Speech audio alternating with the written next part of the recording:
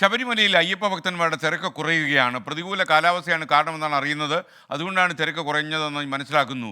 ഇന്നലെ രാത്രി സന്നിധാനത്ത് ചെറിയ തോതിൽ മഴയും ഉണ്ടായിരുന്നു. YS അഭിനന്ദ് ശബരിമല സന്നിധാനത്ത് നിന്ന് ചേരുന്നു. അഭിനന്ദ്, വിവരങ്ങൾ പറയൂ.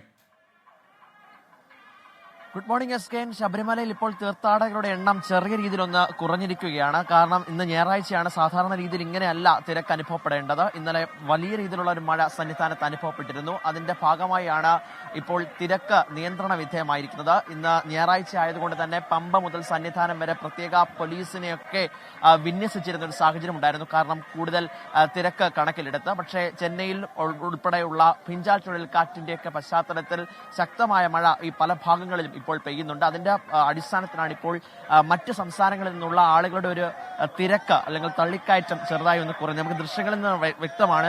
ഈ 18-ാം പടി ചവിട്ടി മല കയറി വരുമ്പോൾ വലിയ തിരക്കാണ് സാധാരണ അനുഭവപ്പെടേണ്ടത്. ഇപ്പോൾ സുഗമമായി ദർശനം നടത്തുന്ന ഭക്തരെയാണ് കാണുന്നത്. ഈ 18-ാം പടി ചവിട്ടി പിന്നെ ആ ഫ്ലൈ ഓവറിന് മുകളിലേക്ക് കയറിപ്പോകുന്നതാണ് നമുക്ക് കാണാൻ സാധിക്കുന്നത്.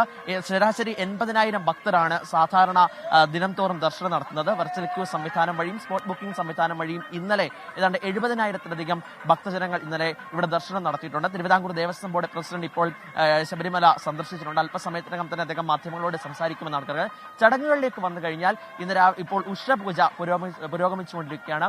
12:30യോടുകൂടി ഉച്ചപൂജ നടക്കും. അതിനുശേഷം 3 മണിക്ക് വീണ്ടും നട തുറക്കും.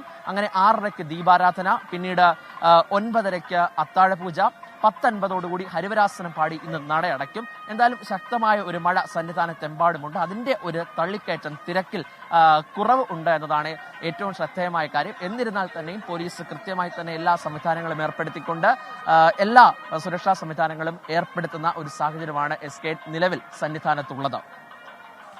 Okay, thank you.